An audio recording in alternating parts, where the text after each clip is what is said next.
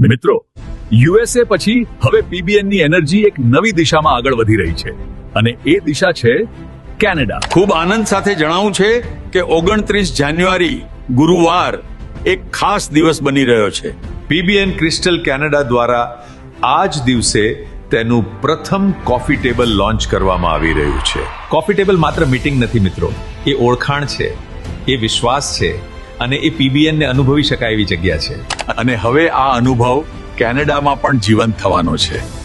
હવે હું આપ સૌને એક આનંદભેર વિનંતી કરું છું.